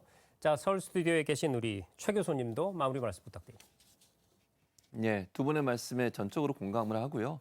일단 뉴노멀이라고 하는 시대, 비대면이 중심이 되는 시대가 됐습니다. 코로나19가 완전히 회복되고 우리가 일상으로 회복이 되더라도 뉴노멀은 계속될 겁니다. 비대면을 통해서 여러 가지 산업적 분야가 발생할 수 있고 또 발전할 수 있는 기회가 있다고 생각을 합니다. 정부나 기업이나 이런 부분들에 적극적으로 새로운 어떤 신산업이라고 하는 부분에 대한 적극적인 도전과 노력이 필요하다는 생각이 들고요. 지금 코로나19 때문에 취약계층과 어려움을 겪고 있는 많은 분들이 있습니다. 그분들을 어떻게 일상으로 회복될 수 있도록 도울지 하는 부분에는 적극적인 노력 필요하다고 봅니다. 또 하나 공공의료 체계를 확충해야 됩니다. 이게 일반적으로 일상생활에서 우리가 의료 체계가 별 일이 없을 때는 문제가 없지만 코로나19처럼 팬데믹이 생기면 공공의료 체계가 얼마나 중요한지를 깨닫게 됩니다. 평상시에도 늘 전쟁을 준비하는 마음으로 공공의료 체계 확대해야 한다고 보여지고요. 마지막으로 언론학자로서 한마디 하겠습니다. 언론이 코로나19를 정치화하지 않았으면 좋겠습니다. 그리고 정치인들도 코로나19를 정치 쟁점으로 삼지 않았으면 좋겠습니다. 코로나19는 감염병이고 우리 모두가 대처해야 되는 것이고 진보와 보수라고는 이념적 대결로 접근해서 볼 수 있는 사안이 아닙니다. 그렇게 되면 올바른 판단과 올바른 해결 방안을 만들어낼 수 없습니다. 언론이든 정치권이든 코로나19는 전문가에 맡기고 전문가들의 그 계획 또 생각 그리고 대안 이런 부분들을 적극적으로 따라주는 게 필요하지 않겠나 이런 생각이 듭니다. 네, 말씀 잘 들었습니다. 지금까지 권준욱 국립보건연구원장, 또 김흥종 대외경제정책연구원장, 또 최진봉 교수 함께 하셨습니다. 오늘 긴 시간 고맙습니다.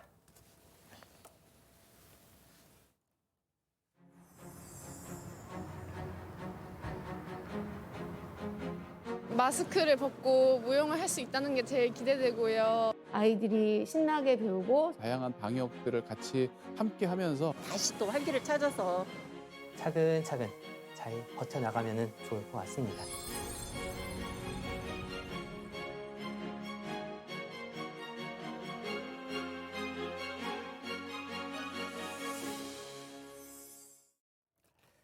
일상의 회복, 이 또한 우리가 한 번도 가보지 않은 길이지만 반드시 가야만 하는 길입니다.